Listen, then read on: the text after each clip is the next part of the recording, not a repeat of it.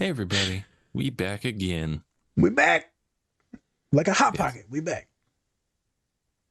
I'm Spencer, and that's our licensed clinical therapist and hot pocket enthusiast, Nazir.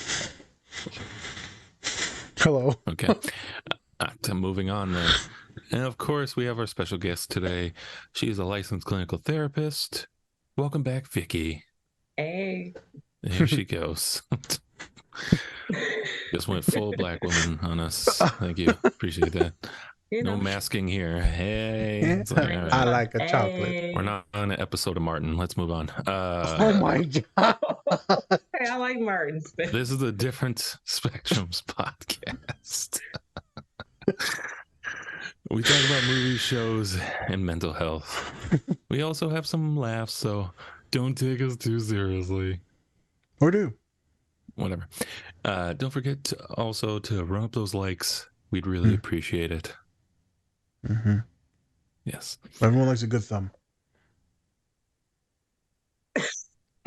Moving on. Today, we are talking about the show Watchmen. I'm going to dive a little bit deeper into what the show is after the clip, but the clips that we are watching today have to deal with trauma, masking, rage, and even generational trauma to kind of go with that, with the trauma. So we're going to be taking a look at a couple scenes. Naz, anything before we get into the clips? Be a deeper pod today. Probably gonna miss a lot of things. We mean don't disrespect by that. It'll just be hard to touch everything in all three of these scenes. I want to do multiple scenes in this one. So we're gonna do our best to therapize some stuff, talk about some stuff, do some historical stuff. I'm not really sure where the pod will go. I'm excited about it. If we left something out, folks, you got more questions, shoot us a thing in the comments. We'll get to it. Other than that, let's have a good time. Check out the scenes, folks. It should trigger warning, but there's going to be a lot of racial violence in it. So there's going to be some killing in it and racial violence. Trigger warning for that. Prepare yourself for that.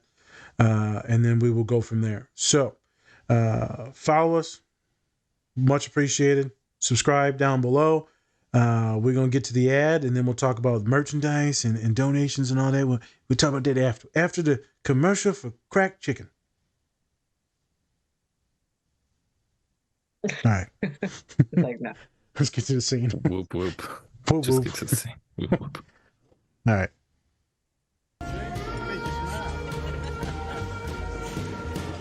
Here you go, June. Thank you, officer. Thanks for coming today. Meant a lot to see a friendly face. I was there for work, not you. So why are you writing your story about me? Because the Amsterdam says a Negro cadet making the force is big news. So I'm big news. You're big something, but it ain't news, officer. You gonna keep calling me that?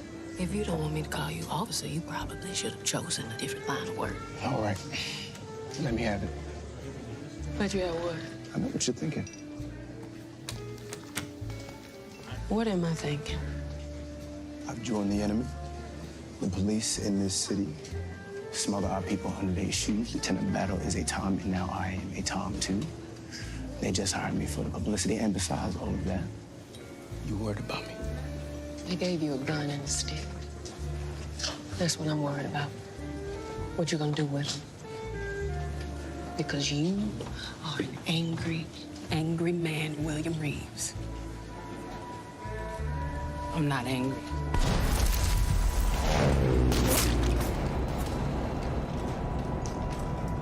It's okay. Most of us are.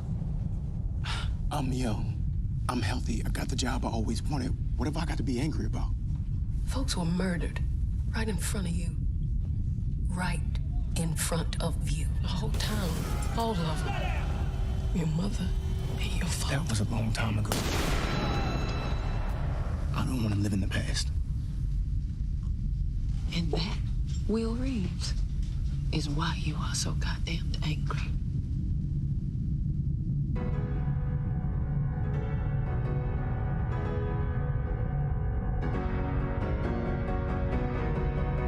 Love has flown away. I am without my love. Now laughing friends deride, tears I cannot hide. So I smile and say, when a lovely flame dies, smoke gets in your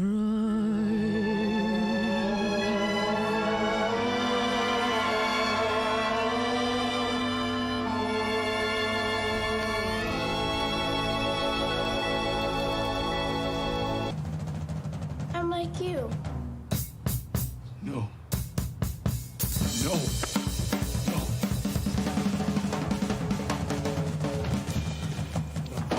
Stop! Daddy, please, stop! No. No. No. No!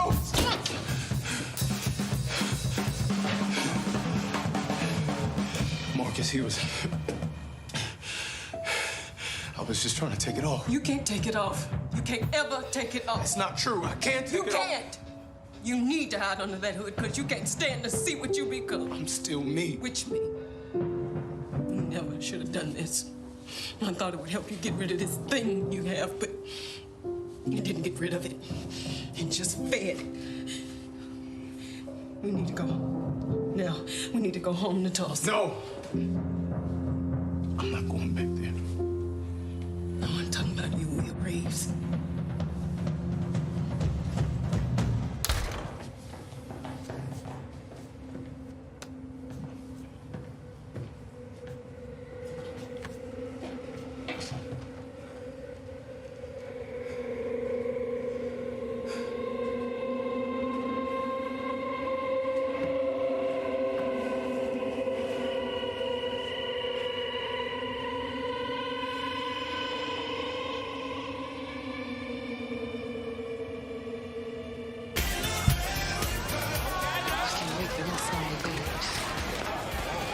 Show me.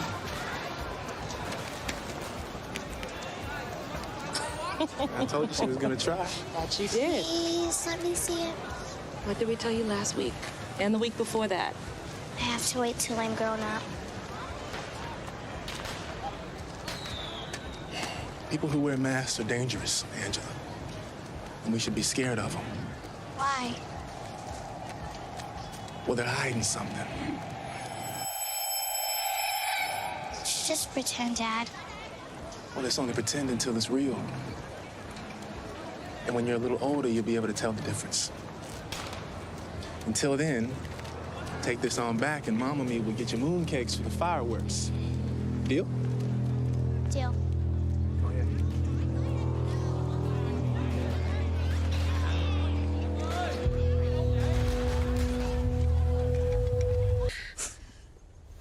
It's almost over.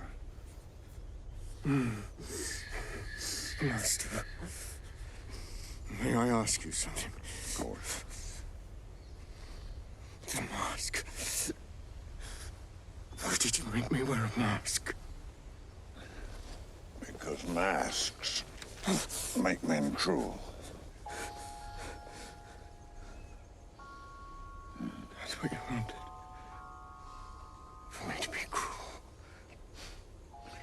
I had 8 years to kill.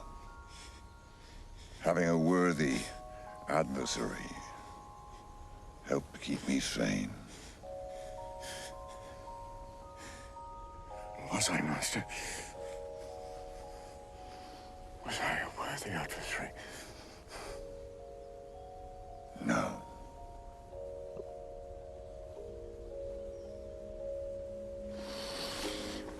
But you put on a hell of a show.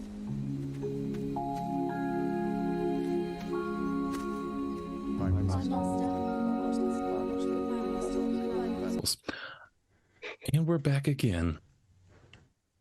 We're back. Yep. One more time. So this show is based off of the graphic novel of the same name, Watchmen. It's also technically a sequel to the movie that came out in like 2009. Yeah, and so it's all about these vigilantes that and so like in an alternate timeline, right, of like America, and in even in like the movie and stuff like that, Dr. Manhattan, who's like this big huge entity who uses his powers to like grow and do all these different things. He helped like the US beat Vietnam in the Vietnam War and things like that, which kind of cuts to one of the scenes that we're going to watch a little bit later.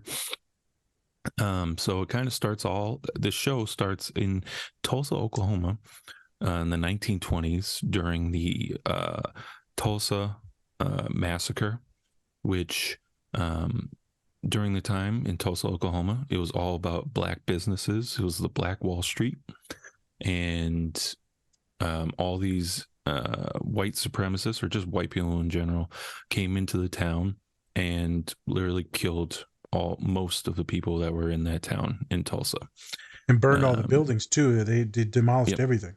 They made sure that that they didn't want black people to do their own thing, even though it's like, hey, want to have separate, but you know, at the same time, we're not going to allow you to be better than us. So bye bye.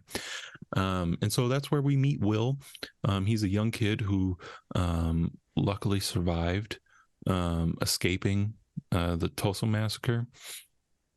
And then he also has this little child with them, and then she grows up, and I believe they got married together. I think that's the same kid. Yeah. And so what we saw in the clip was Will and his wife, I forgot her name, and they're talking about how he is now a cop and actually able to one sec. Will was actually talking about how now he's a cop, and now with his wife, she thinks he's more of like an Uncle Tom now, more of like a figurehead, more than actually going to make change, and things like that. And so then he gets beat up by his own cops, like his own cop companions, and they almost kill him. They tie a noose around his neck, and looks like they're about to hang him, and then they cut him down as like a warning. And then from there he uses that and starts to wear actually a mask, and so he becomes like the first vigilante himself, called the Hooded Justice. And so with that, he when he becomes a Hooded Justice, instead of, you know, just being a black superhero, he has to mask himself because people will probably try to arrest him, kill him, things like that. And probably, you know, he saved a white woman, so I'm assuming if, you know, he's just a black guy trying to save her, that probably went a whole other thing. And so then he starts to put on white makeup around his eyes so that people can't tell that he's a black man underneath. Then kind of going from there, he actually also finds out that he's, you know, he's gay, and that's a whole other type of masking as well that's going on. And even like when the superheroes that starts up this whole superhero league or vigilante league, just uses him for, once again, just being like a face of something. So he's dealing with that in two areas. Then kind of skipping forward, there's this whole secret organization called Cyclops. Yes, watch out for Cyclops. And they're pretty much this white supremacist group that's undetected, and they use film to hypnotize black people into getting angry and beating each other and killing each other, essentially. To even make even more white supremacist propaganda, I guess. Then kind of going from there. So then we find out that Will and his son are all connected to Angela, our main character from now period in the timeline. So we see that Will make sure that his son doesn't become a vigilante like him and hide who he is underneath a mask or anything like that, because he sees the anger that's in him and he doesn't want that for his kid, even though it's probably already done. Yeah. So kind of going from there, then we see going to the future where Angela is actually grown into like a little kid now. They're in Vietnam, and right after the war ended, and her dad doesn't want her watching any type of vigilante or people with masks on because they always have something to hide. And then that's where we kind of get into another iteration of that generational trauma, from his father, his trauma, then being passed along down to his kid, and then now he's passing that along to Angela. Yeah. Whole lot of things here, and then we skip to the end of the kind of the backwards episode where Angela was taking these pills called nostalgia. So all throughout the episode, she was taking these pills called nostalgia, seeing all the like these traumatic memories of her grandfather and what he had to go through. And then that's why you kind of see her flash in between the scenes. And then kind of at the end of the episode, we see him using that hypnosis on this police captain who's also a Klansman. Yes, part of Cyclops. A lot to go into there, but what do y'all think of the scenes? Let's go with Vicky since it's her first time watching. What do you think of the scenes? I'm glad you gave a breakdown because, I haven't watched this show. I have to add that to my list. But I thought it was interesting that Angela, is it? Yeah, You the know, daughter. she can kind of bounce back and forth and relive some of these experiences that her family has had. But inevitably, it's like she's being traumatized herself, and reliving Correct. their experiences. So that kind of ties into the generational trauma, and how a lot of that affects a lot of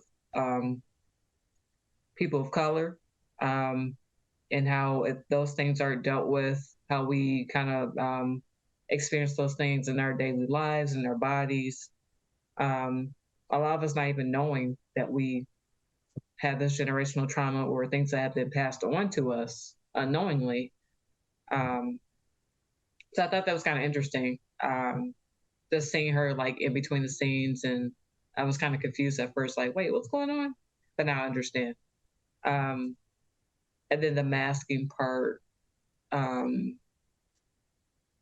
like how the dad was telling her, like, oh, we don't watch things like that. People hide behind masks. And it's kind of like prepping her for a lifetime of this is how we kind of, deal with people or experience people. And I think that's interesting, how he's kind of prepping her. Like, be wary, like, I don't want to expose you to this just yet, but then how he kind of leaves her with that masking quote. So that could be all very confusing for someone that age if they don't understand the context of that. No. So I think that's interesting that was brought up. Yeah, So. and then she also becomes a vigilante herself, so she doesn't really shy away from it. She actually just becomes a vigilante herself. So yeah, becomes a. And it's like, does she have a choice?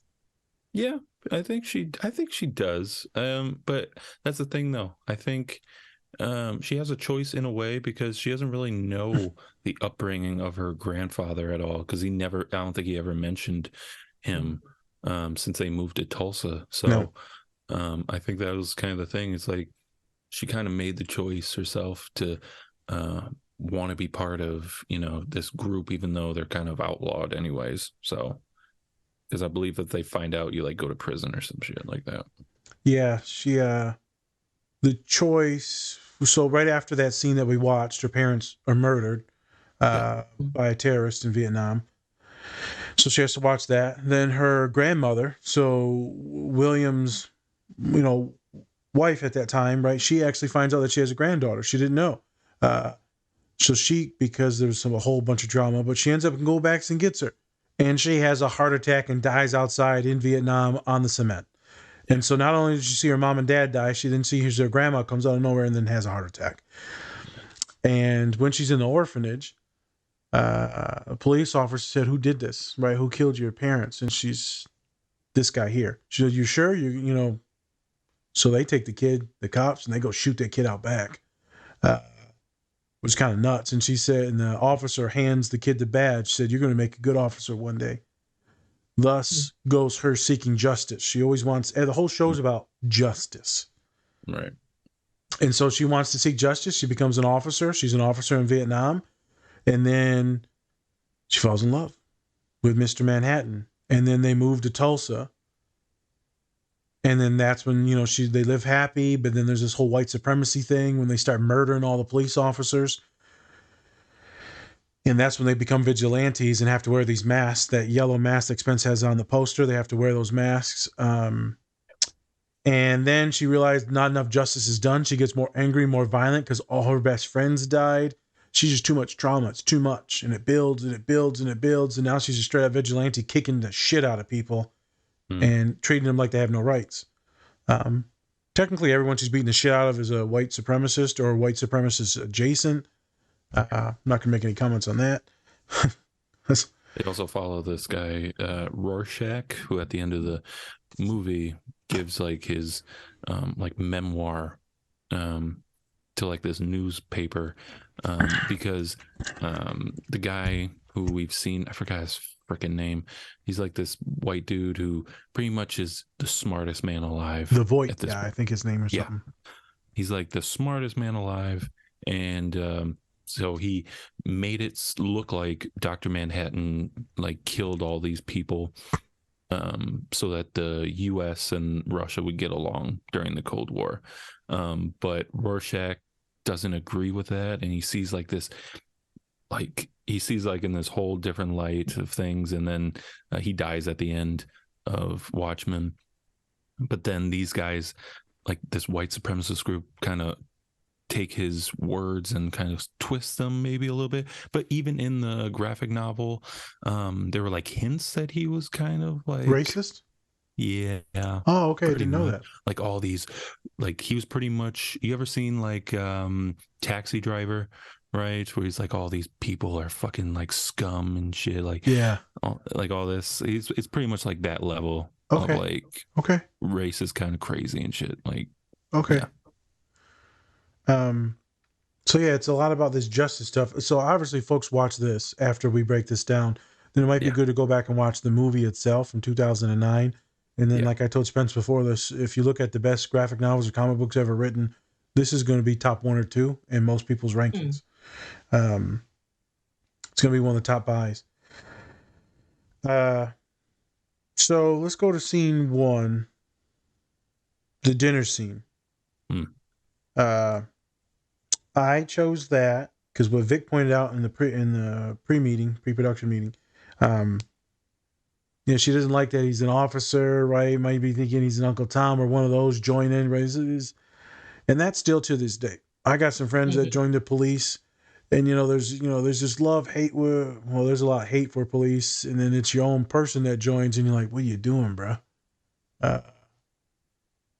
It's just weird. I'm weird. trying to be a part of the change. This is how we change, right? We join. Supposedly, but then you feel like everyone, at least civilians like us, feel like eventually all the cops twist, and they become dirty or darker, more racist, more violent. The mental health outcomes for police officers is horrific. For anxiety, depression, and suicidality, substance abuse, like it is pretty bad.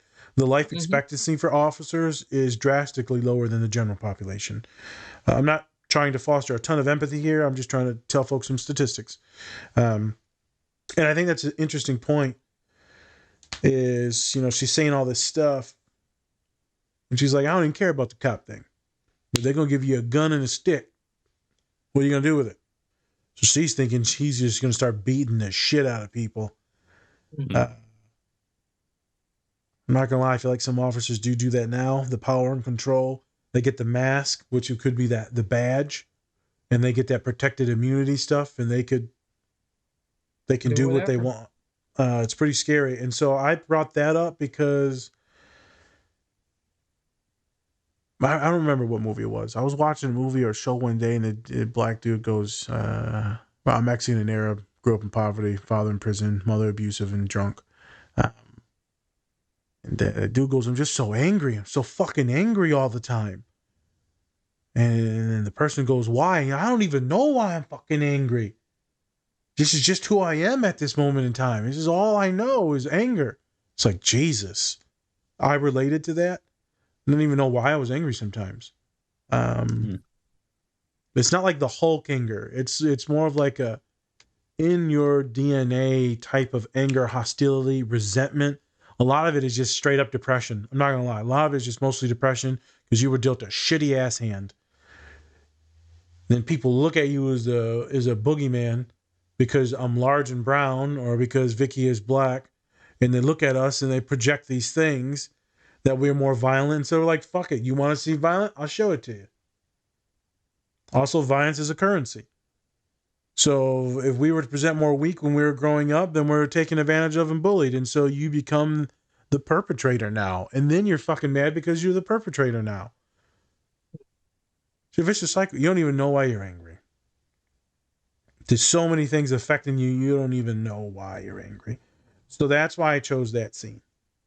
It's a wonderful metaphor on what are you going to do? I'm going to say one more thing and then I'll pass it to Vic.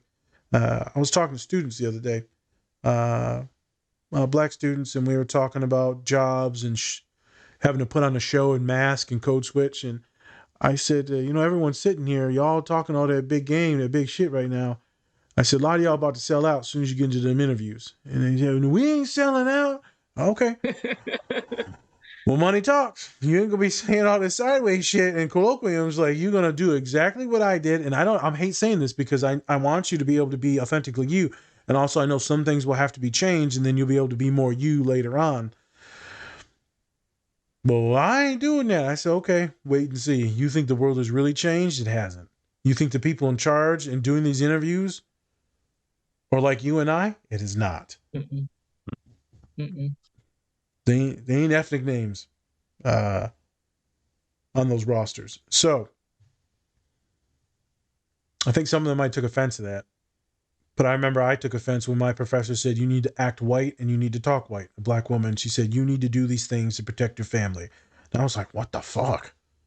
I just thought I couldn't. Right. She was right. And I was like, fuck it. I thought I was just trying to read and write. She's like, no, you need to act white too. What the fuck? When I do interviews, go ahead. I wear a wig. I don't wear my natural hair. I wear my natural hair now because I've been wearing that for almost going on 3 years. You got some clout now. Guarantee, looking back, I wore a wig to this interview to get this job that I have currently because my natural hair is just it's not attractive or appeasing for what I do. It's politicized. Hair, clothing, language is politicized into being congruently white. And so I thought this was a good scene to tie many different things that affect many different people. And so today is not an autism related podcast. Today is more trauma and race-based podcast.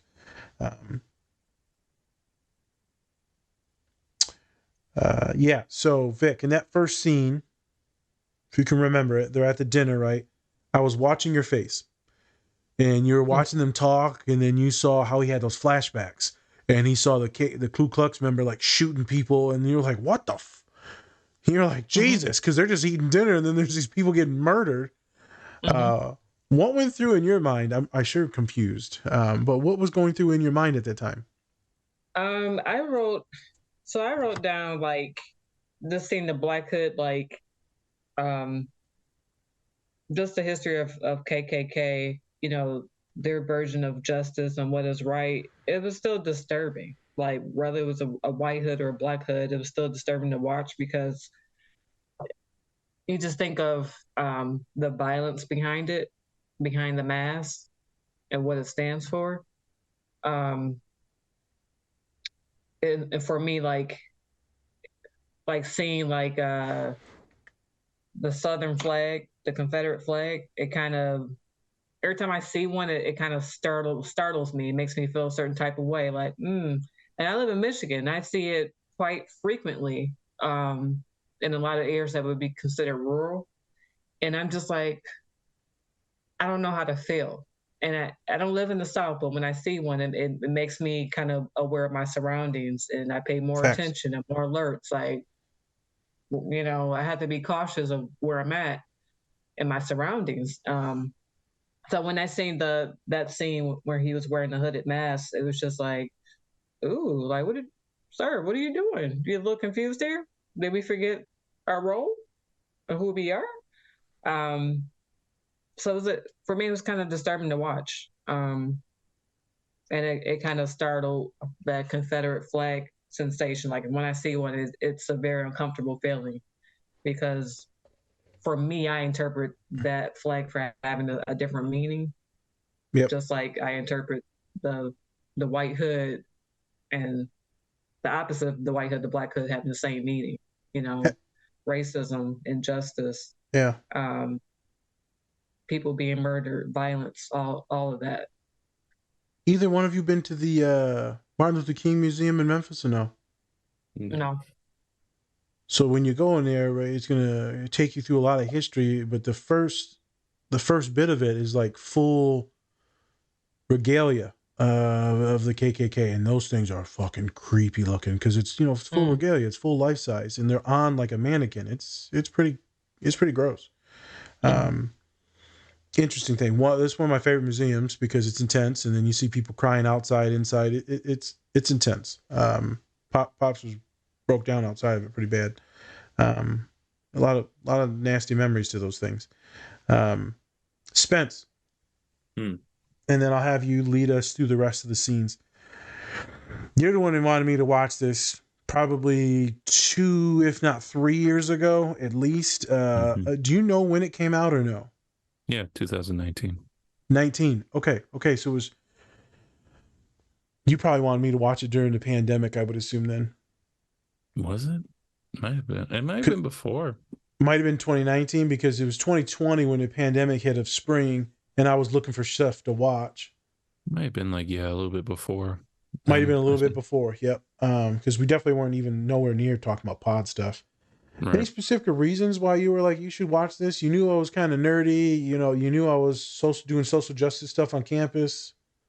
Yeah, I mean, honestly, it's a great show to really kind of showcase things that are not really talked about. Because honestly, it was really my introduction to the Tulsa massacre. Honestly, okay. I didn't even know that shit was like a real thing. I was like, does this actually fucking happen? Because they don't teach that a lot in anywhere. We did get to see a little bit of what happened in the African American Museum in Washington, D.C. They had a section there for the Tulsa massacre and things like that. But I thought it was just an interesting show to watch for that. And then also kind of they play with like the subtle racism that goes on. It's not always that in your face. Overt. Sometimes it's not overt. Sometimes it's a lot of the times covert. And so like we saw with the police chief in the beginning of the show, he acted like Angela's friend, and like, yeah, she's amazing, like she's great and stuff. And then you come to find out he has a fucking Klan robe in his closet, right? And it's like you never really know like who is who. And I think that's the thing. And like, and people want to say like, oh, you like hate the police and stuff like that. It's like, well, yeah, because you don't know who you're going to get at that time. You don't know if you're going to get somebody cool. You don't know if you're going to get somebody who's going to be trying to goat you into doing certain things, so that then you could be arrested or shot at that point. So I like the way that the show did it. And also I just loved Watchmen, the first in the movie, because I never really read the graphic novel. And so, yeah, I mean, I thought it was a fantastic kind of switch to how they kind of made it like the movie into a TV show, even though I think the movie's like 2 or 3 hours long. I It's think like it's 3 hours. Yeah. it's really long because the guy who made Justice League, I believe he did that movie as well. I think so. I forgot his name. The Snyder guy? Yeah, it was Zack Snyder, I think, who did the movie. Yep. And so I thought it was just a great way to show, and I loved how they brought in race into the show. They did it very well. Yeah. I mean, it's matriculated in almost every scene, every story, every plot. I mean, it's so nuanced in trauma. First, like I told you, first couple episodes are slow, and then I'm like, I think it was by episode 4 or 5, I was like, what? Yeah. It's like you're just trotting around. I just like the fact how they you never know what's going to happen next. There's so many twists and turns. You're like, what's this old man doing by this hung police fucking captain or whatever, and then just find out that, he knew all along what was happening. Everything. Yeah. Is intense. Okay. Yeah. So, cause me and you were just starting to really get to know each other then. Yeah. And then I was doing some social justice work there. And so, yeah, you're right. We were suggesting movies and all that. And so that's where it was made. I finally got to it recently, and I've been wanting to get to it. It just takes a while when I'm busy. Yeah. The last 2 years doing a doctorate has been a fucking grind. I finished technically all my homework. Nice. It is done. You're done? After this past week, yesterday, after we did one pod, I was done. After we did the one pod with Spence, and then we did the next with Serena, I was done. And so now I just have a present. I'm done. I just have one presentation to pass, which is easy for me, presentations. And then I'll be Dr. Zerka next Wednesday. Nice. Dr. Zerka. Oh my God. Oh my God. I'm excited. Oh, I'm super excited. Dr. I'm Zerka. happy for you. Oh, it's awesome. I appreciate it. What are you doing to celebrate? Wow. Oh, goodness. Wow. So is that not a good question to ask? No, it's a wonderful question. It was supposed to be like a 2.5 week long road trip, and then Spencer got injured, and so now it delays that. So we'll do like a trip into probably Niagara Falls, and then we might check out Toronto real quick, and then if he can move some flights around, we might see Detroit. But if not, we'll just come right back home. He'll chill with us for a day. And then you gotta go to Toronto. Yeah, we're gonna try and see those two things. Just get one of those scooters. That's the plan. Yeah, I was thinking about getting one of those. Yep. So actually, folks, pause. We were supposed to do some on-site location things for the podcast in about a month from now.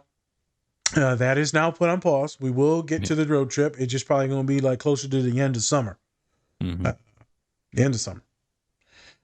But yeah, there's some things. I got to clean up the house and fix up the house. Looks like Big Nas might be coming into that big job I told you about a couple weeks ago. So things are going pretty fast. But back to the scene. It's intense. Vic, I recommend that you watch it. I do. I think you would really like it. So we got the second scene, which is with him seeing the kid. And specifically, I chose this one because you see, technically we're not going to show it, but he kills all these white supremacists and kills all these people and then lights everything on fire, destroy the evidence, and you see him watching everything burn. And then boom, there's a flashback of him watching Tulsa burn when he was a child. And then it goes back to the thing, and he's just sitting there in it, kind of not even basking. I think he's just kind of traumatized in the moment of what he just did and what just happened because he snapped. And then he has to go home, and he's dealing with all this existential crisis issues. He sees his son wearing the makeup, like Spence said, to act white. So I forgot that. That's one of the reasons, Spence, why he was so mad at his kid, because he was putting on that white face. Right. Also, he doesn't want him to have the anger and the murder and the violence of all that trauma. Wants his son to be more innocent. So he didn't want him to follow hooded justice and be proud of his dad, because how can you, his father's not proud of himself because of what he's done, let alone doesn't want his kid to follow his footsteps because he doesn't want his kid to, he doesn't want a kid to celebrate him for that, not for that.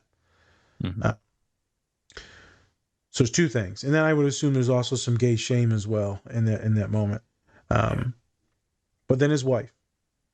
This shows that scene because of the first part of the burning, but then the second part, it's it. This is who you are. You can't let go of it. This is who you are now. This angry, violent man. And she's like, I fucking told you that you didn't deal with your shit. How do you deal with your shit? How do you deal with your parents getting murdered by all these Klansmen and now you're an officer and then they beat you to death? You don't deal with that. Especially in the 40s. Like there wasn't really there's no anywhere you could therapy. go for that. No, you don't deal with that. You internalize it and you hate everyone. I ain't even mad at him. I don't condone violence or murder, but I'm like, fucking options do you have? Suspense and Vic. What are you thinking? What are you thinking? Could he have done something to change his ways, or was he good, or did he do the right thing in stopping these fucking white supremacists? Was his wife right, and he's just an angry, violent man that will never let things go? Could he have gotten services or help? I have no idea. I believe that he played the cards that he was dealt. Yeah, I don't think he could have done anything because the system that he was in it wasn't going to change with him there because they didn't even take him seriously. Even the other cops didn't take him seriously, so he can't really do justice like the quote unquote normal way. He can't really do anything like that, so he brought into his own hands. Now it's tough because it's like they're literally distributing ways for people of color to be like kill themselves, like kill each other. So it's like you have to at that point do it. But I think he turned his anger into something good, but that doesn't mean that he wasn't proud of what he did. So it's like there was nothing he could have done, especially in the 40s. Like, what are you going to do? Who are you going to talk to about this? Who are you going to talk to? Exactly. And like you mentioned, like the times, there's no resources back then for Black people. And then how now it's kind of just kind of reiterate, like he became this vigilante. He was dealt with the cards he was given. So it's like he tried to wipe out the bad, I guess, as much as he could, but you can't wipe it all out, you know? No. So it was a difficult time back then. But all in all, I want to say it's good that we have shows like this, because what if we didn't have a show like this? Spence may have never stumbled upon this history, you know? Yep. Yeah. It's good to have shows like this because I feel like a lot of this content's not being taught in the schools and history's being erased. So you may have a valid have to serve a good purpose and teaching moments. Valid point, because things are being taken from schools, and maybe some people will agree and won't agree. I feel like you listen to the pod, then you might agree with this statement. But there's being stuff taken out of libraries and schools, and I mean, people might even hate me. Even some of my students I mentor, they don't like some of these critical race theories. They don't even know what the hell it is. They just hate it and demonize it. They don't even know what feminism is, that these are feministic frameworks. They just hate it. And they don't even know that my dissertation is based on feminist framework called critical disability theory, not critical race theory. And, that type of stuff might not be taught in schools. And all it is talking about the intersections that bring us to who we are today and all of our experiences: gender, race, sexuality, economic status, all the intersections of you being a child, a parent, a mentor, a student, an athlete. Like, all of these affect your daily choices. So every single second, one thing, 50 million things are affecting what you do and what choice you make. And so these theories break down those things, and they help you see things in a more equitable way. So just, this person's fucking depressed, or this person's angry, or because they were poor, they're just going to end up in jail. No, let's talk about all the other intersections that what maybe leads them in the pipeline to prison. Mhm. I bring this up because this type of stuff may be frowned upon very soon. It's frowned upon in many areas now because everything is politicized. You can't even let people read shit now to make up their own opinions because everyone thinks that you're indoctrinating people. If you watch this pod, I'm sure they're fucking thinking that we're indoctrinating you, we're diagnosing you with autism. You watch this podcast, me and Spence, we done we stabbed you with autism. Well, I don't know what. Condone violence. I do not condone a stabbing, but if But you know what? If you're stabbed with the tism, you're stabbed. That's it. Spence, my dad said he watched the pod, and it was the one where me and you said, yeah, one of us had like the tism radar, and and we hit up we did the temperature thermometer on the head, like tism. Yeah. Tism. Oh. Vicky just left. I'm still here. Oh, your screen muted. What? Oh, there you are. That's weird. Yep, you're back. I didn't touch anything, but it did it. Okay. I'm on my work computer, so they're probably listening. Oh my God. Shut the FBI. They're talking about black people again. Jesus. Get rid of that, Negro. Yeah. And it's a woman too. Oh Can't my have God. that in here. Can't have that. That was sarcasm, people, just in case you didn't understand that. Was it? It was like I wasn't joking, guys. Yeah, I was totally joking. Make sure. So that scene, I put specifically down shame. Spence brought up the hating of himself and who he's become. Because of, he's holding his identities back as being black and in being gay. I would also say that that white guy, who was that white guy's name?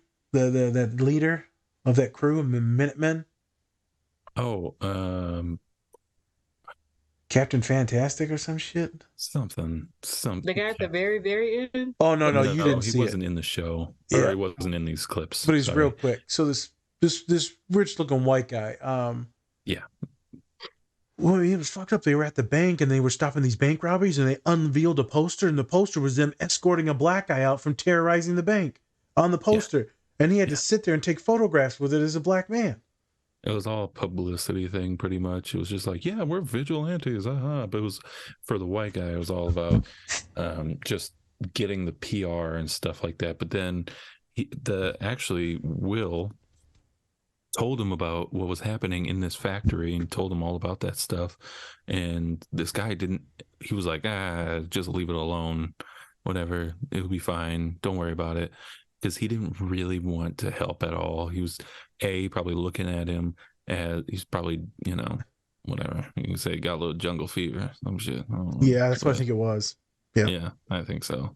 And so he's looking at him as not really a person or even like a vigilante, more just as like a figure piece. Yeah, they were going to use him for his strength and his PR because, he's the first vigilante. And so they wanted to use him because people are terrified. Which, by the way, that kind of goes with how, black people have been always used for more of like thinking like they can only be used for their strength, their like speed and things like that, rather than their intelligence and what they can bring mentally instead of just physically. So I think that was a good representation of that too. It was a good representation of people of color, specifically black folk, not being heard or listened to.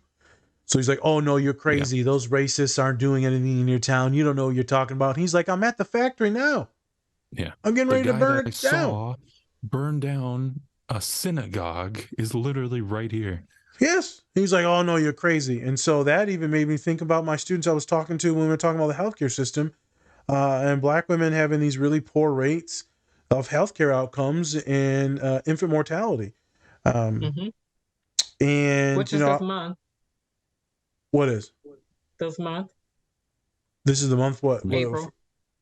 What you just said this month. Oh, okay. And Got also C-section awareness month. Oh, there you go. And so I thought that tied together some things too, is people just aren't listened to. Right. We just talked about you, Vic, a personal story about one of our friends. And I said, make sure that your brothers talk to this person because gender is a thing. Masculinity is the thing, and thus they will listen to the men. I understand that they may not listen to you, and it sucks to hear this, but maybe have them use it, because I know we can weaponize certain things to get people to listen. I hate explaining those things, but I know certain things work. And I have to prepare certain students for certain things, that if they're shorter or women or more feminine, not gay, not flamboyant, but just more effeminate, more soft-spoken, more kind, more empathetic, people will not take them serious. And so I have to say certain things to make sure that their voices are heard. The other day I was talking to a boy. I don't care if you don't make no eye contact with me. I don't care. This is not a neurodivergent boy. This is a shy, anxious boy. I said, and there was a group of people. I said, from now on, when there's a presenter or someone in the room and it's a white person, you look them in the eye. If it's anyone trying to punk you, you look them in the eye, because I don't want anything to think that you're weak. So with me, I know you're avoiding me because you're anxious. It's fine. You got no reason to be scared of me. But don't do this with any white bodies in the area. You will be seen as less than because you looked away. Any of my people that have been hurt, abused, anything like that, they always want to like shy away when they see that person in public, this and that. I try to teach mine little by little. You can maintain eye contact and you don't have to look away and put your head down. That shows weakness, that they control you, that they own you, you're mental. They still rent space in your head. You can look away, but you look away slowly, no facial expression like that. But don't put your head down and avoid. I don't want you to go down and be seen as weak. Some of these things are just mental games. It's a mask. But this is a good mask to let no one know, like we just talked about Spence and the Irishman. I'm your therapist. I made you strong. Don't no one fuck with you no more. No, don't no one fuck with you. As long as you're with me, we're gonna be good. It's intense, but that's legit how I come off in therapy. I like it. I teach assertive. Teach social assertive. I teach my students. My students are going to win. They are going to win. So the news thing. But he fucking clutched down to that news thing at the end there. I'm like, God damn, what you gonna do with it? Like, so yeah, I was kind of concerned. I'm like, is he gonna go hang himself or is he getting hanged? I think that he was manifesting what his wife just said. This is who you are. Latched onto it. Boom. Fast forward, he's an old man getting ready to kill this white racist Klanman as the police chief. Right. Not surprised. It's more common than we think. When I first moved to Indiana, Spence, I might have told you it was a while ago. It was 2020. I moved here. They had got a fucking Klansman who was just inducted to be an officer, and they booted him off the force. And it's like, Jesus Christ, what did I do? It was in this town. That's where this was all started. I know. The Klan started there, so. Fucking Indiana. Did I tell you guys the story when I worked at Bowling Green? When I was coaching there? So I did a recruiting trip with the current head coach that's down there, Lou Snelling. And I drove us from Bowling Green down to Bloomington to recruit some high school kids at a state meet. And he's a quiet, conservative white guy from Florida. And we never really had much of a deep conversation, just strictly about track and, the team. So as we're driving into Bloomington, out of nowhere, out of no context, he says to me, did you know that so-and-so is the president of the KKK group in Bloomington? And I'm like, what in the fuck? With no context. And so I'm just like, It's weird. Very weird, very odd, strange that you would bring up this random fact. So I hit him with, no, I didn't know that, but did you know the first Black fraternity started at IU? Oh. And he was like, oh, I didn't know that.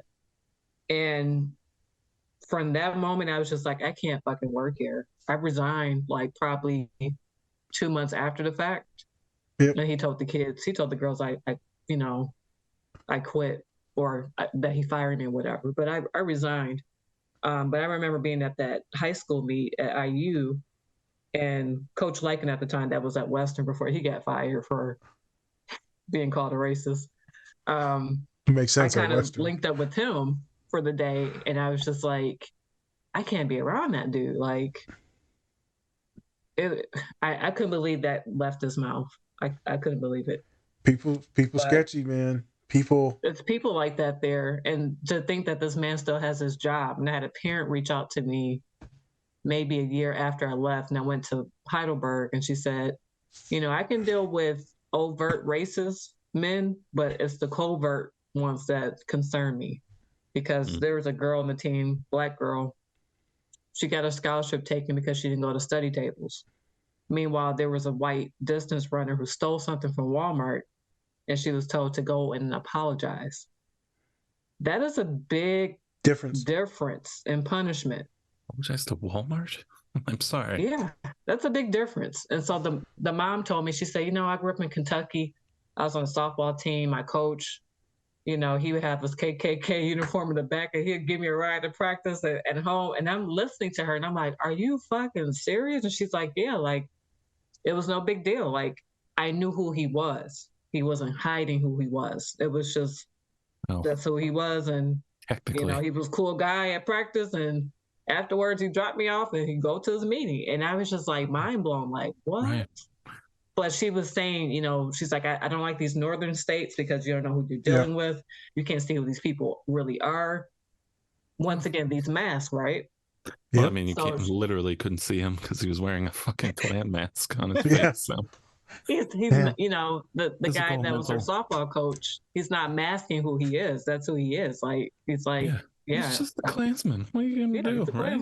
Hey, and she just said it all nonchalant. And I'm just like, as I'm listening to her, I'm still dissecting. And I'm like, I understand where she's coming from. I understand her experience. Yep.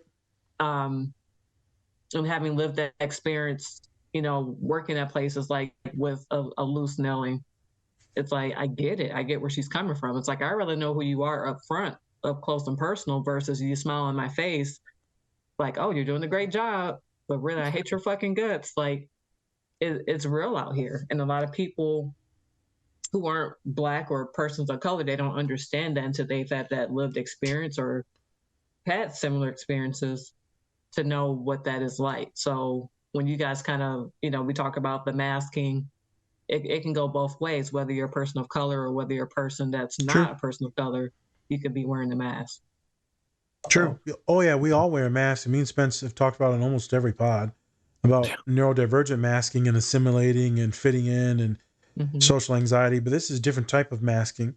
This is hiding and repressing something. And racist, it's mostly, some of you racists that is listening, because there are some Confederate flag motherfuckers liking some of our posts. I'm like, what? Why would you like our posts? I don't get it. But thank you. I don't know. I love that movie. I love that little black boy now. I'm like, oh what? Oh my god! That was a white person. I can do white people is fair game. Oh my god. But it's interesting, man. It's scary. Neurodivergent folks, most of my students that I work with I love when people are blunt and honest with me, because I don't know how to read into all this shit.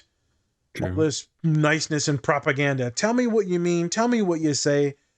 You know, do you like me? Do you not like me? I also have a lot of students that don't even understand racism, because their minds, not all, many of my students' minds are very innocent, very naive.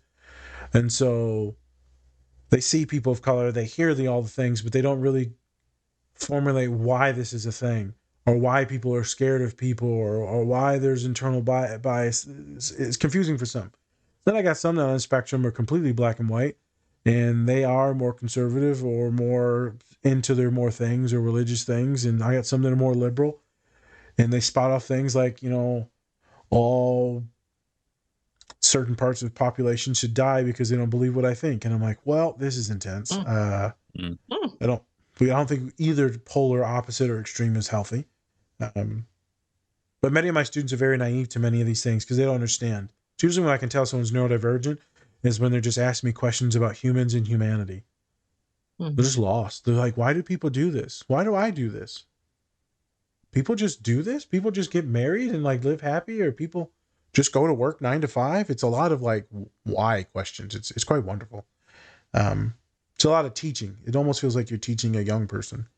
The masking is a thing. Specifically, this one is the anger. Oh, this is what I was getting at. So racist. It's a lot of insecurity. It's a lot of shame in who they are. It's a lot of fear that they're going to lose the piece of the pie, their class, their status, their money, their wealth. And for some of the people that are poor and extremely racist, they already know that they're at the bottom of the totem pole. And then if they see people of color move up, then what does that say about them? Because this thing that they've hated and demonized is the reason why they're poor, but now they move up. So it's all about climbing up the ladder and kicking people while they're down or under you. Everyone's trying to climb to the top of the ladder, and everyone's willing to kill everyone technically in society to get to the top of the ladder. But racism, it's interesting. And it all starts from the top. It's all about, the rich people tricking the middle class to hate the poor people. That's how it was back in the day, too, when they saw black folk getting to vote and they got land and all that stuff. And then they said to white people that were poorer than them at the time, you're going to let them be smarter than you and then do this than you, right? And so then they were able to subjugate and enslave the black folk by getting the poor folk to turn against them as well. When you can get everyone to hate each other, then the rich people are just doing their thing, collecting their money and being happy. Moving along. And then it's us just like killing each other. It's part of the reason why I didn't like the Black Panther, the second one I told Spencer, because they had black versus brown, indigenous versus black.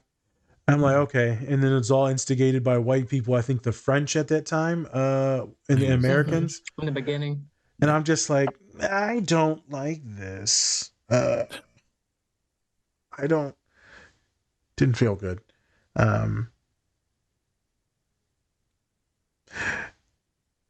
Me and Spence did a clip from Atlanta where they talks about racism and the white dude's in the boat and it's creepy as shit. Racism kills all of us. You don't know it, but you're dying inside as white folk. You're dying inside as people. The racism literally kills you internally. Everyone. The hate, the fear, the shame, the guilt, the anxiety, the pressure to live down to something or up to something, an expectation, the monolith of what it is to be black or brown, the monolith to be an officer and to live with that pressure to be a good one. Right. The person that I know that's an officer has already been very traumatized on the job. Yes. It's all a tough situation. Life is tough. I told a student, life is fucking tough. Mm-hmm. And then to hold these marginalized identities, it's fucking insane. And Spence, he's black in the 40s, already traumatized and gay. Fuck. Yeah, he's got a lot going against him. Yeah. In society. Yeah. Thank God he wasn't like disabled or like a woman at the time, and he would have a superfecta. Like, Jesus, you're just making me want to just making me want to hate you, man. Jesus Christ, I wasn't gonna say it. I know. So let's move over to get away from the symbolism and the metaphors of the noose, holding on to it, anger and all that. Let's move into part 3. That little girl that plays Angela, it's the cutest fucking girl I might have ever seen in my entire life on TV. She's the daughter in This Is Us. And I literally just hope she stays that size, like her entire life. But I know this isn't true. Some like reverse steroids, just be like, shh, stay. Yeah.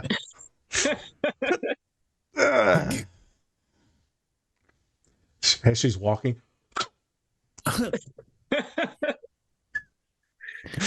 You got the Benjamin Button disease, but you don't get old. You just stay young. Peter Pan. Yeah. Oh my God. It's a good story either. She's so cute. Do you watch This Is Us, Vicky, or no? I don't. Okay. I watched a couple episodes. I have to watch it from the beginning. It's kind of like, it's like Grey's Anatomy. It's like, if you don't watch it from the beginning, you're not going to get it. And I'm a huge Grey's Anatomy fan. So it's like, I'm going to have to watch it from the beginning. So if you do want to watch it, you technically only need to watch like the first 2 seasons. You'll probably continue watching all of it, but the first 2 seasons is the heaviest stuff. But yeah, she's one of the daughters, and she's just super cute, super innocent. So then she's in this. The dad says that thing. We don't really have to therapize this a lot. but it's like a precursor. The dad's like, don't do this. Then boom, he has the flashback. The PTSD is now in William's son. And it's the fear and anxiety, the shame, the guilt, all of it. People in mass. Dad was in a mass. We don't do that anymore. He was trying to be a good man, and then he ends up getting killed, and then she ends up going into that justice. Yeah, justice. I don't know. Justice, maybe that's where we'll go. Justice is a weird thing. I guess justice is in the eye of the person. Mm-hmm. Well, keep hearing people marching, no justice, no peace. I also feel like there never is really a full conclusion or justice. Just because someone got murdered by an officer or something like that, okay, they go to jail. Maybe they don't go to jail. I feel like it never brings back the person. It doesn't.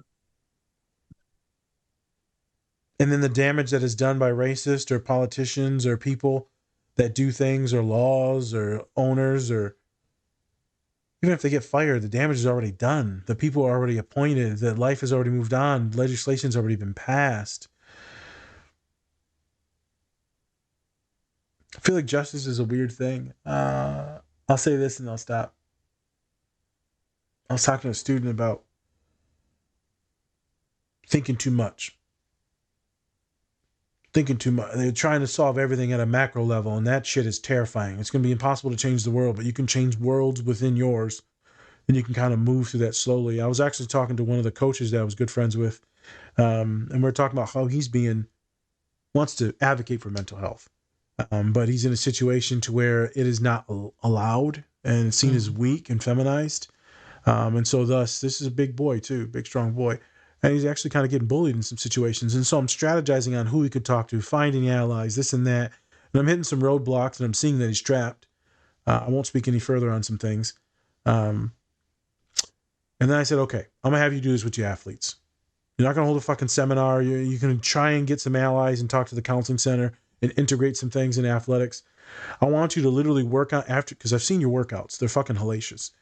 Before you get into the lift, you'll do the warm-up and the stretching. Then I want you to practice with them some deep breathing. Literally take 2 minutes, 2 minutes, and do a deep breath. And then I want you to teach them before every major set to focus on their muscles, identify their objective for the lift in the day, breathe, go, open their eyes and go. He said, okay, I can do that. So I want you to do that for every warm-up and whenever they hit their first set. I can do that. I said, that will increase mental health outcomes and they'll trust you. I also need you to look up the laws and ask the person that's involved for like Title IX and all that stuff. And is it okay if you ask about mental health thing? Because if you ask someone about if they are suicidal, it drastically decreases the rate of the chance that they'll take their own life. So that person needs to find out if they have to report it, if the person does say that they are suicidal. But there were some breathing things, some safety things we went over, and then asking that one major question as students come to him in a crisis. Changing some worlds, not the world, but some worlds. With some of this racial stuff, it's overwhelming. With some of this generational trauma stuff, it's overwhelming. I told you, Vic, before, there's a student said, I want to get rid of my trauma. I don't want the trauma anymore. I don't want to deal with it, right? I just want to move forward and like be better. Like, okay, well, I can't get rid of your fucking trauma because I'm not fucking Mr. Manhattan. Can't just zap some shit away. Wouldn't that be nice? Yeah. We would be rich as therapists. I'm trying to tell you, you come to me though for the trauma therapy, and then there's a side effect. You get autism.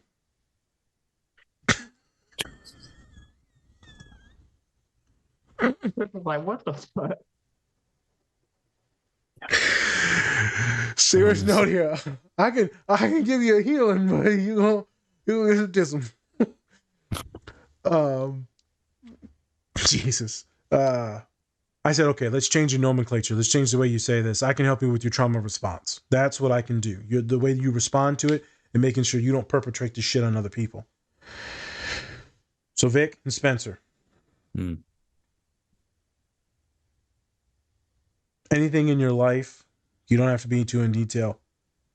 And I'm not looking at traumas. I'm looking at, have you changed any like small trauma responses? Have you changed the ways that you've moved throughout life? because of experiences. And you're like, I'm going to do better. There's some things that happen. I'm going to do better. Whether it be things that happen with you or things that you've learned and watched, or maybe things that you're being a better person, a man and woman moving forward, a better mother, Vic, moving forward, a better friend moving forward. We can't change some of these good and bad things that have happened, but we can change our reaction and our responses to them. So that's why I would like to finish off the pod. Then we'll talk about treatment and diagnosis. What are y'all thoughts on this trauma response thing and growing? With that being said, me personally, going through cancer, divorce, change of relationships, whether that's family or friends, a lot of different change in dynamics and friendships, relationships. I think for me, what I've learned over the last several weeks is letting go of what people think of me, knowing that my story or point of view is not going to be heard or told, and letting people think what they want to think about me or what they think they know what happened. It's not my concern to be concerned about what other people think of me. And I'm kind of at peace with that and not being angry, being this angry Black woman and wanting revenge and all this stuff. It's too much effort. It's too much time consuming. I'm at a different point in my life. Like I'm always saying, like, I'm too old to be doing this. I have so many gray hairs. I'm not even kidding. I have a great eyelash. I have a great eyebrow here. I have grays all throughout here. I've gotten to the point like I have to just let things go and live my life and be happy. I can't worry about what other people are doing or saying. I think me as a therapist, I'm always preaching this to people, and it's like, I gotta start taking my own advice, you know? And not only that, like, I'm gonna give Stephanie a shout out because she really does give me the advice I need. And it's like, damn, like, that was really good. Like, she should be a therapist. It's sometimes like when you go through stuff and you have these blinders on and you hear things from other people or your families or friends. And it's like sometimes you kind of just need to take a step back or take a deep breath and just kind of, reflect and think like, okay, what is this really important in my life? Or can I let this go? What's some shit I can leave? I got a lot of luggage or baggage going on. What's some stuff that I can let go that I don't need to keep taking or carrying on? Yep. So that's kind of where I'm at in my life, like just kind of like rebuilding my identity and what's important, what's not important, and letting go of things that serve no purpose to me. So those gray hairs. That's kind of where I'm at. I hope that makes sense, and I hope that my little personal disclosure helps someone along the way. Those gray hairs. Remember what I said in the pre-production? Do you remember what I said about something, about a word, wisdom? Do you remember that? Mm-hmm. So wisdom is painful. Mm-hmm. Wisdom is lived experiences, and there's going to be a lot of shit in that wisdom.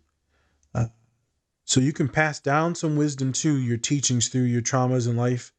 Right? You can, you pass it down, but it's tough to get. Sometimes people just got to go through it to gain that real wisdom. And so your gray hairs, that's wisdom. Mm-hmm. That's the toxicity leaving your body. Yep. And that's okay. And that's so funny you say that. I've had so many people. I haven't done therapy in a while, but I've had so many people I've done intakes on over the last several months. And when I say it's like, man, this shit is hitting close to home, it's like, I understand their lived experiences because I've gone through it. And so it's like that connection you built with them. And you're just like, when they walk through the door and they're like, yeah, I'm going through this, or this happened to me. And it's like, fuck, I fucking get it, Mm-hmm. versus have someone walk through the door and you're just like, yeah, I hear you. It's like, no, I hear you. I get it. So it's been very humbling to have those experiences despite some of the things I've gone through, but to be able to connect with people and understand and help them.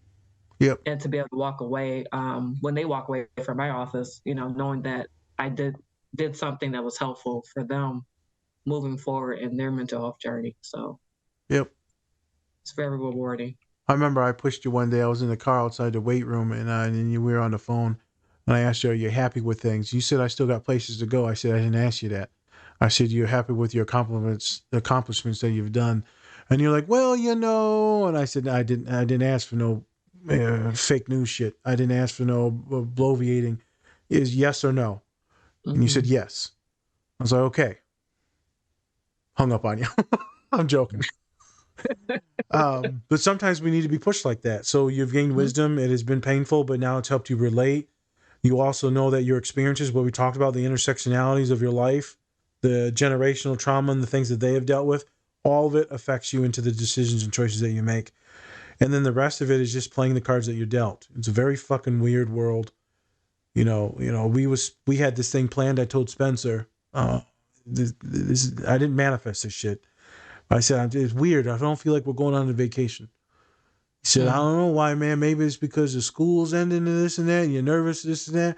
So I just feel like something's weird, man. I don't know. I said, maybe because we didn't buy any plane tickets. I didn't buy one. He said, oh, we're going. Don't worry about it. And then he gets into it. I'm like, oh. Existed in that moment, and I knew it was going to happen. You just never know. Well, why I brought that up because you never know what's going to happen. Glad I mean, who knows? Could find that only example. Thank you. I'm leading into something. Here we go. But this is me bloviating, You? No. Yeah. Okay. Who knows, man? We could have been driving and then got fucking killed. Or we could have been a bear would have attacked us or some shit. Why are you saying that? I'm just saying. Achilles might have saved our lives. Oh, my God. Thanks. That's the only way. We're still going on the trip, you jackass. But later on. Now I can't run, so it's even worse. See, you're fucking with the whole... Oh, no, I'm going to push him down. I'm going to shoot him right in the leg. You think you're going to save me? What? Dude has a gun. He won't use it. He'll just be like, push me in the way and just be like, saving on bullets. He got them good drumsticks. Yeah. Bullets are expensive. I can't be just shooting. They are. Cool. Spence. Yes.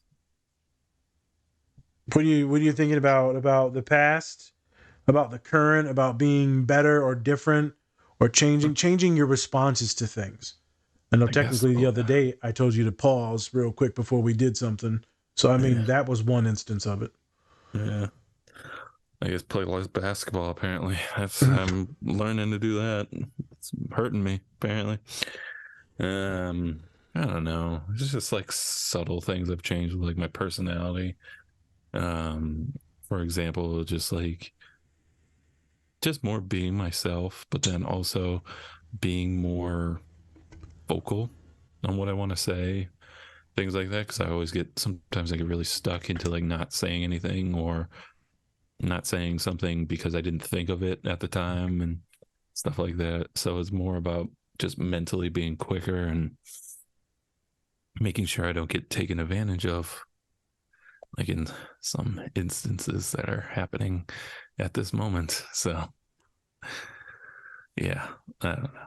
It's stupid, but yeah. I always just try to make sure that I'm, just growing, becoming someone I'm not really like ashamed of being, I guess. Because sometimes, especially when I don't speak up or I don't say what's really on my mind, I really just hate myself for doing that, because it's like, why am I not doing that? I know I'm tougher than that. Feel kind of like a cowardly in a way sometimes when I don't speak up, or if I just kind of keep my mouth shut when something's happening, all that stuff. That's where I've been trying to work on. Sometimes I still get caught up in it and it really sucks. Makes my stomach knot when it happens. Like if somebody starts like yelling at me or something and I just don't say anything, I'm kind of just like, because I want to like keep a job or something. Yeah, that's when I'm kind of like, kind of hate that. But it's like, it's a weird restraint because I can't, you can't just be like yelling at people all the time. So I get it. What you talked about, I feel like a lot of our neurodivergent clients are going to relate to. One thing is the getting spoken over. Yeah. Right? People speaking over them or cutting them off or pushing them to the side. And so I know in a lot of relationships as well, a lot of my neurodivergent clients will just go with things. They'll just go and go and go. And then I'm like, okay, so I told you to bring up these things months ago, these concerns, these problematic things. I told you this wasn't good. And you said, oh, no, it's fine. And every time we talk about you're going to have this conversation, it doesn't happen. Well, it got better. Did it? Did it? Right. Because we're talking about the same shit now. And so, it's tough articulating yourself, expressing yourself. A lot of us will gaslight ourselves out of saying what we wanted. Oh, no, we're being dramatic or, it's not a big deal. No, it is a big fucking deal. Like your partner's not showing up. And this isn't, I said this to a human that I know. I said, they could never meet your needs. You had to do what you had to do. I'm proud that you ended things. And they said, I'm not that needy, Nas. I said, you read that wrong. You read that wrong. I said, that person will never be able to provide, because of them. They don't have it in them to communicate, to be joyful, to do some of these extroverted things that you enjoy. They don't have the ability. That's not them. And so you're two different people walking this earth. It's got nothing to do with you being needy. You like to talk. You like to text. You're going to need to be with someone that likes to talk and likes to text and likes to communicate. That's not you being needy. You're just finding someone on the same wavelength. So if you like to text, I would be the wrong person to talk to because I'll send you like 3 words. They're all going to be misspelled, and go fuck yourself. So, or just a thumbs up, just like, yeah, I'll like every single thing you say.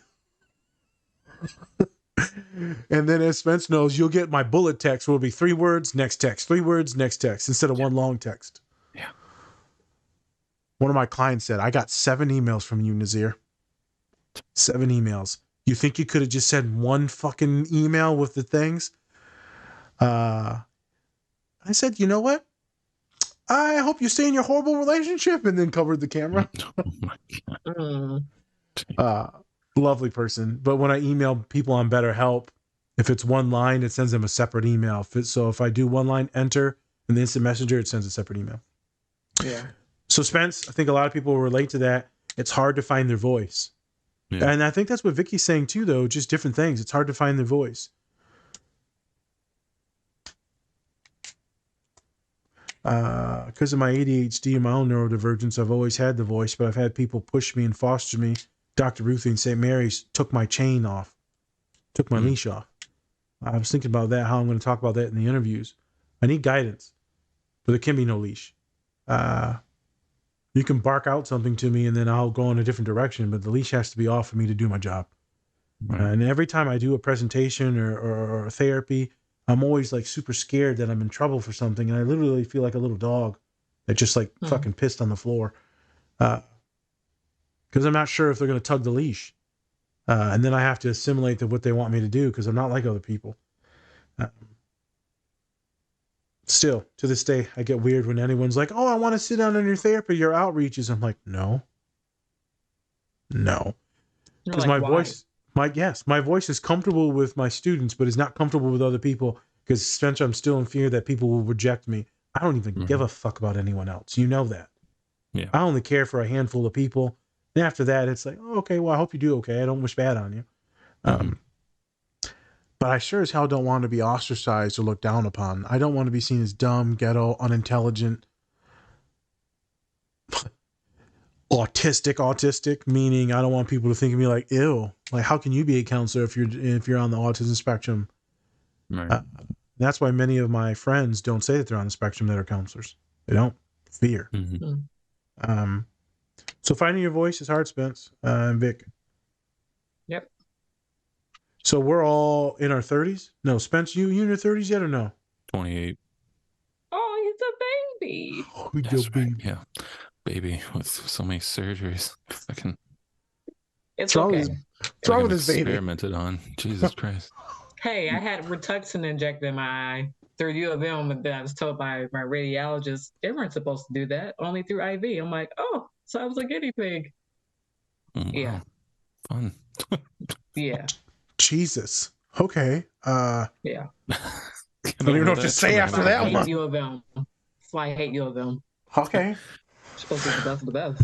Yeah, for real. Now you're like full on Michigan State, Ohio State fan. Man, Die-hard Ohio State fan. I know. I saw you at the game. I was like, fuck you. Hey, my kids enjoyed it, damn it.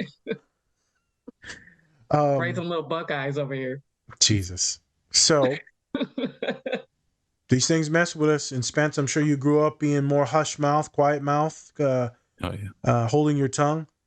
For me, it's been learning on how to, for you to unleash. For me, it's been learning to hold my tongue more with my ADHD. And then be comfortable with me being off the leash and people not judging me. Vic, you're in a whole new area of finding yourself, right? Because everything is new, which is exciting. And excitement and anxiety feel the same in the body. Mm-hmm. So a lot of it's shedding our old stuff, our old ways, right? It's just learning and growing. I saw a friend posted before on a messenger thing. He's like, I knew I used to be toxic. I'm just trying to be better than the person I was a couple of days ago. Forgive me for my transgressions. I'm fucking trying.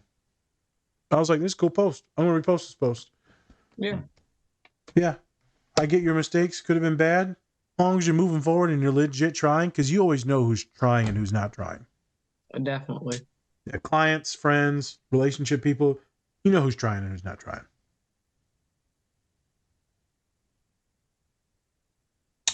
I did not put a diagnosis for him. It's pretty straightforward. All of them have severe trauma and PTSD. That's not hard. Due to racism, due to death, due to violence. Statistically, there's no way Will should have lived to 105. That's fake. He should have died very early. He probably in real life would have died at the police station when they tried to murder him. But statistically, his cortisol levels would be super high. So him and the rest of his family have higher rates, all of them because of genetics. Heart disease, stroke, diabetes, like high blood pressure, all different types of cancers. He would win the jackpot of fucked up health outcomes. Right. And that's why you see health outcomes so hard on Black and brown folks, Native folks. So much trauma. To dissociate from the trauma, we turn to like substance abuse, different things, because of these situations of poor education, poor healthcare, poor nutrition. As we talked about in the last podcast, about how exercising or going for a bike ride in your neighborhood is a privileged thing. Life is tough for a lot of people that live with these fucked up traumas. I got clients that have been physically, mentally, sexually abused, and it changes everything moving forward. Can you be healthy and fall in love? Yes. It changes a lot of different things. It may make some people fall into trauma easier because they'll pick poor relationships. Some of my students, they'll be more isolated and hermited and they'll never talk to anyone. You just never know. Yeah, you never know. I got one of those fucked up emails today from the weekend. I fucking hate weekends working at a university. But yeah, things happen. People get hurt. You get to choose on who you respond to it. Surround yourself by support and resources, like Vic said. Do your shit. Take care of yourself. Keep grinding. As I told one of my clients, keep your head up. Keep your head up at work. Keep your head up. We'll talk on Friday. Don't kill anyone. Yeah. That part. Yeah. Number one. Looking at one of our co-hosts here. You're not a stabber, I know. No. Definitely a shooter. Oh my God. We do not condone violence. Just kidding. Whatever. There's been so many goddamn shootings. You can't be like, well, it just happened. I'm like, yeah. Happens every fucking day. Yeah, literally. I get like 3 on CNN and the Fox News. Yeah, there was another one. Doesn't mean you can joke about it. Yes, it does. Yes, it does. It's intense. I can joke about whatever I want. Whatever. It's everywhere. Okay. I'm wrapped up on things. Yeah, I'm good. You good? You good, Vic? I'm good. All right. And with that, thank you everybody for watching. please like down below, subscribe, do all this stuff. Also, visit our website, get some merch, do it all. It's cool merch. Buy it now. I'm still waiting on mine. Well, it'll get there. Did you buy Eventually. some? I did. Oh, That's nice. not- It's gonna take 5 weeks.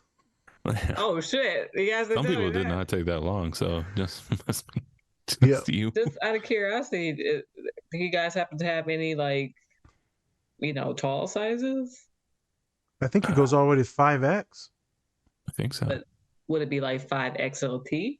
There are some XLTs on the website. Not all of them have XLT, but some of them do. I remember looking because I'm weird bodied, not wide bodied, weird bodied. You have size, goddamn. Fucking A.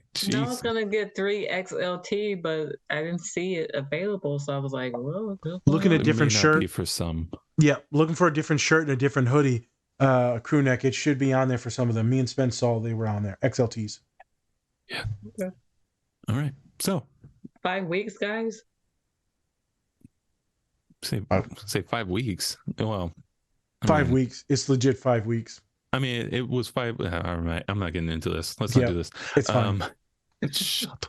It's like, stop All it. Stop it. Thank you, Vic, Buy for the merch. copping on. Thank you, Naz. We are out of here. This is a Different Spectrum Podcast. Bye. Fucking A.